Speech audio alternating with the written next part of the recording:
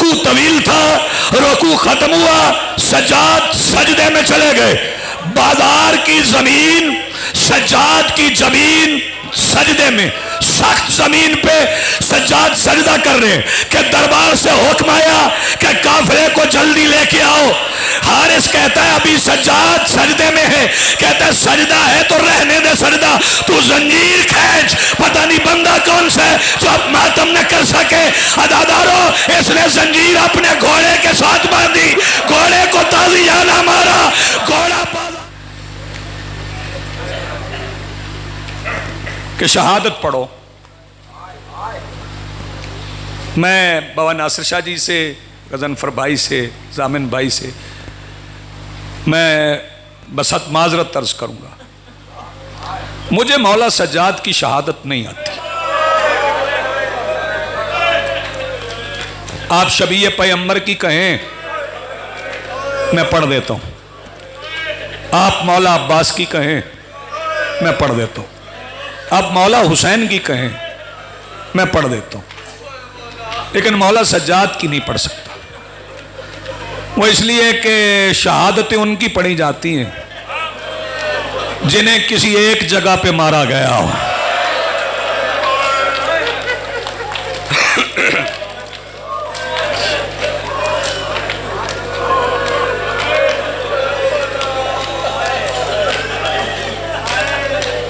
मैंने कहा है मेरे मौला हुसैन के सबसे बड़े अज़ादार का ताबूत आना है।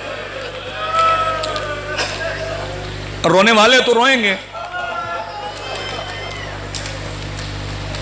लेकिन रोने से पहले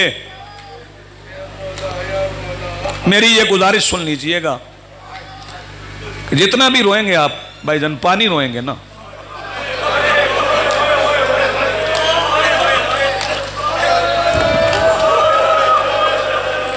लहू तो कोई नहीं रोएगा। 10 मुहर्रम 61 हिजरी शाम गरीबा से लेकर 25 मुहर्रम 95 हिजरी मुसलसल 34 साल मेरे मौला सज्जाद लहू रोए। और इतना लहू रोने के बाद 5वें इमाम को वसीयत क्या कर रहे हैं? फरमाया बाकर बेटा जब करबला जाना ना, तो अपने दादा हुसैन को मेरा एक पैगाम देना। बाबा क्या पैगाम? फरमाया अपने दादा से कहना आपका मुसाफिर बेटा सज्जाद कहता था जैसे आपको रोने का हक था सज्जाद से। सलामत रहें आप।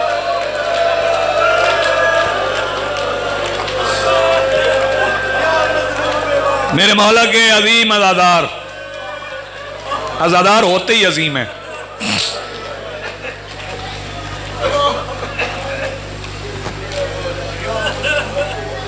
मैं अर्ज किए देता हूं, जो हज़रात मजलिस से आज़ा में आते हैं उनका बड़ा मकाम है, लेकिन आपसे पहले यहां कोई आता है और आपके जाने के बाद वो यहां रहता है।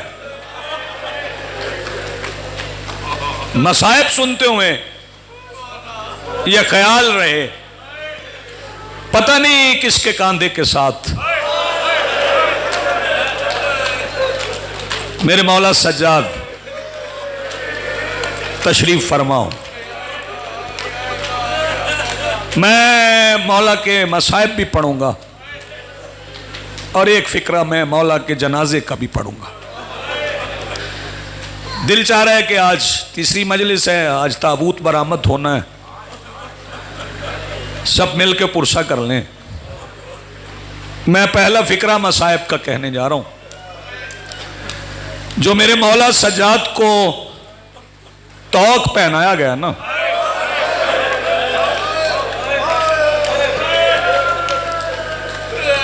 मैं उसका वजन नहीं बता सकता।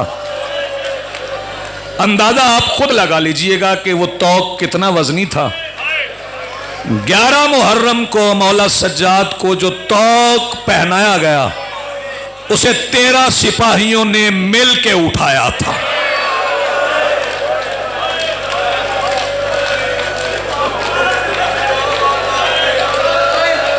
जज़ाकल्लाह मरहबा। सैयदा आपको आपकी औलाद के गम में ना रुलाए, हमेशा मौला का गम नसीब हो। ये बारगाह आबाद करने वाले आबाद रहे। और जो तौक था वो सिर्फ यूं नहीं था, वो इस तरफ से भी बाहर निकला हुआ था, इस तरफ से भी बाहर निकला हुआ था। उसके अंदर खार थे। अगर खार किसी को समझ नहीं आया तो उसके अंदर कील थे। और जिस शामी ने मौला सज्जाद को तकलीफ देना होती थी ना, वो गुजरते हुए तौक हिला जाता था।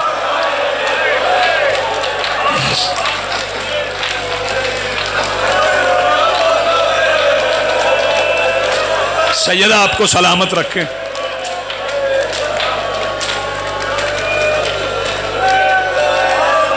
यही खालिस क्रिया है। कितना रोलेंगे आप। मैं एक फिक्रा कहूंगा, अल्लाह करे मैं समझा सकूं, मैं पहुंचा सकूं। बाकी सब सवार थे, सज्जाद पैदल थे। सज्जाद पैदल थे। मैं फिर कह रहा हूं, सज्जाद पैदल थे। मैं फिर कह रहा हूं, सज्जाद पैदल थे। और एक फिक्रा में और पढ़ जाऊं, जब रास्ते में कहीं काफिला बैठता था, मैं आराम से पढ़ूंगा, मेरा दिल चाह रहा है कि मिल के पुरसा कर ले। मौला सज्जाद जब कभी रास्ते में बैठते थे ना, तो ये जैसे आप बैठे हैं ना, कभी पहलू बदल लिया, कभी हाथ यूं रख लिए, कभी पांव सीधे कर लिए, कभी इकट्ठे कर लिए। मौला सज्जाद ऐसे नहीं बैठ सकते थे। क्यों? इसलिए कि कमर के लंगर से लेके पांव की बेड़ी तक जंजीर नहीं थी। इधर भी सुलाख थी, इधर भी सुलाख थी। पांव इकट्ठे नहीं होते थे। मौला यूं बैठते थे, पांव यूं सामने रखते थे।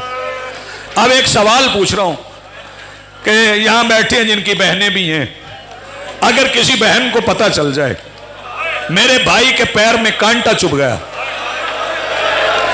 तो सबसे पहले बहन आती है कि मैं कांटा निकाल देती हूं। वो अपने हाथ से कांटा निकालती। सज्जाद जब यूं बैठते ना, तो सज्जाद की बहन शहजादी सकीना की नजर सज्जाद के पैरों के तलवों पे पड़ती। मैंने क्या कहा? बहन हाथों से कांटे निकालती। तो जिस बहन के हाथ गर्दन के पीछे बंधे हो, वो कांटे कैसे निकालती थी बताऊं? शहजादी उठती थी, सज्जाद के पैरों के बोसे भी ले लेती थी।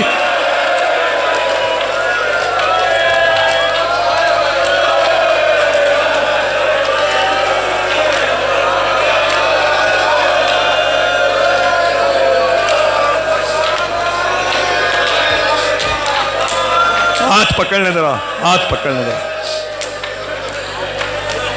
बोसे भी ले लेती, कांटे भी लेती। फिर सज्जाद मुहाफिज़े इस्मत भी थे, मासूम भी थे, मुहाफिज़े इस्मत भी थे। हलब से पहले एक मकाम पे मेरे मौला सज्जाद ने अपने बाबा के कातिल को बुलवाया। शेमर कहता मुझे क्यों बुलाया? मौला फरमाता तेरा लोहे का ताजियाना कहां है? ये ले आया। मौला रुकू में झुक गए। मौला ने फरमाया मेरी पुष्ट से कपड़ा हटा। मैं बताऊं काफिले की हिफाजत सज्जाद ने कैसे की है? शेमर कहता क्या चाहते हो? मौला सज्जाद फरमाता जितना तेरा दिल चाहता है ना, मुझे मार, मेरी फुफ्फी को न मार।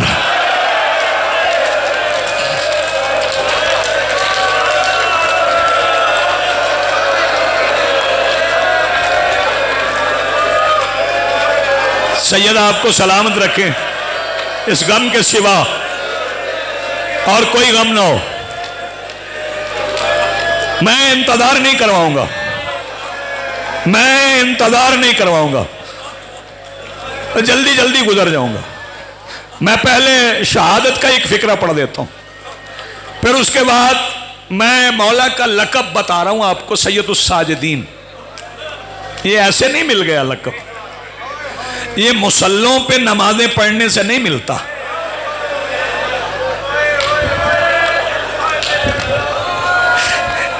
ये दबीज कालीनों पे नमाजें पढ़ने से सैयदुस साजिदीन लकब नहीं मिलता। लेकिन एक बात याद रखिए कि 20 मुहर्रम को जहर मिली मेरे इमाम को, और जहर मिलने के बाद मेरे मौला जन्नतुल बकी तशरीफ ले गए। सबसे पहले दादी की कब्र पे गए। जब दादी की कब्र पे गए तो कब्र की आवाज आई, सज्जाद अपने बेटों से कहना तुम्हें मेरे पास ले आए, तुम शाम के थके हुए हो, तुम्हारे बदन में तीर सहने की हिम्मत नहीं है।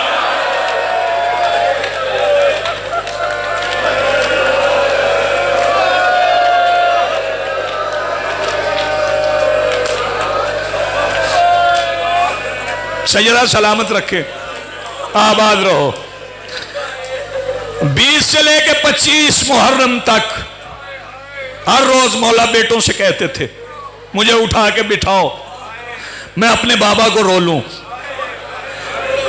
हाय मजलूम हुसैन कह के रोते थे, बार बार रोते थे। खुद जहर मिली हुई है और मौला रोते थे।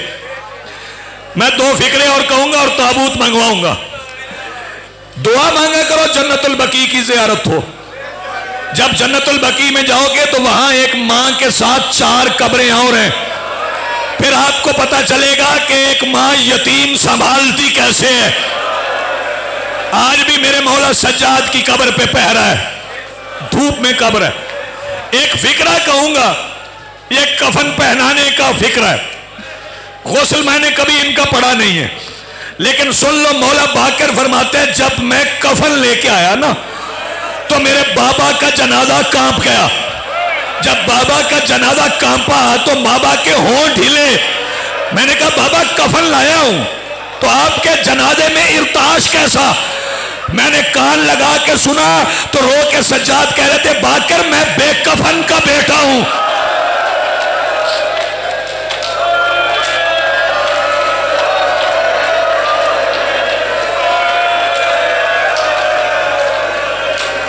बैठ जाए भाई, बैठ जाए, जब वहीं बैठ जाए। मैं गुजारिश कर रहा हूं बैठ जाए, मेरा सलाम है आपको, मौला आपको सलामत रखे।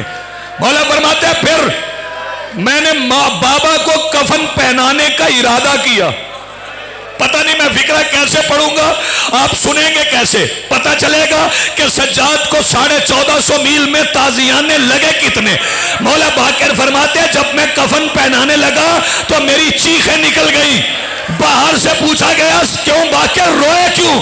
तो मेरे मौला बाकर फरमाते हैं मैं देख के रोने लगा, मेरे बाबा की पुश्त पे गोश्त नहीं था।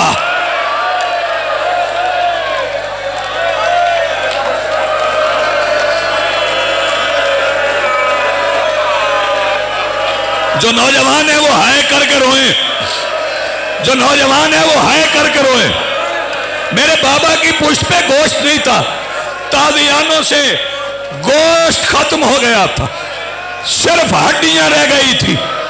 अब जो मातमी जवान मातम करने के लिए बैठे, बेटों ने जनाजा उठाया, बेटों ने दफन किया। जब कब्र में उतारने लगे फिर सज्जाद के आंसू निकले। बाकर ने पूछा बाबा फिर लहू? फरमाया उसका बेटा हूं। भाई ये आवाज ठीक रखना, उसका बेटा हूं जिसका बदन 3 दिन धूप में पड़ा रहा।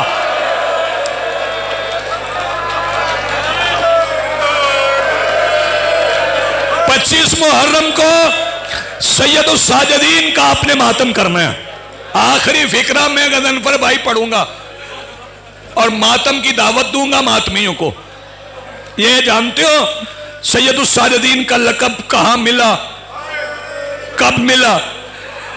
जब बाजार शाम आया ना, शाम का जब बाजार आया, अब मुझे मातमी जवान माफ करेंगे, मैं अब मौला की शहादत के बाप में मसाइब छुपा नहीं सकता।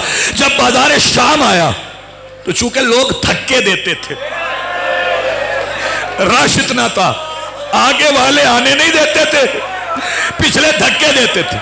फिर काफिला चलाने के लिए इब्ने साद ने, एक मलऊ ने, अल्लाह उस पर लानत करे, उसका नाम है हारिस बिन नौफल, उसे हुक्म दिया कि सज्जाद के कमर में लंगर के साथ जंजीर बांध के उसे खींचते रहो।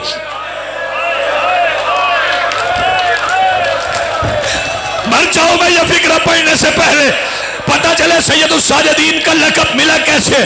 कहने लगा जब काफिला न चले तो फिर सज्जाद की जंजीर खींचना, फिर सज्जाद चलेंगे। अज़ादारों सुनोगे, फिर बाजार में अजान हो गई। जब बाजार में आजान हो गई, सुनोगे सैयदुस साजिदीन कैसे बनता है? तो मौला सज्जाद ने नमाज शुरू कर दी।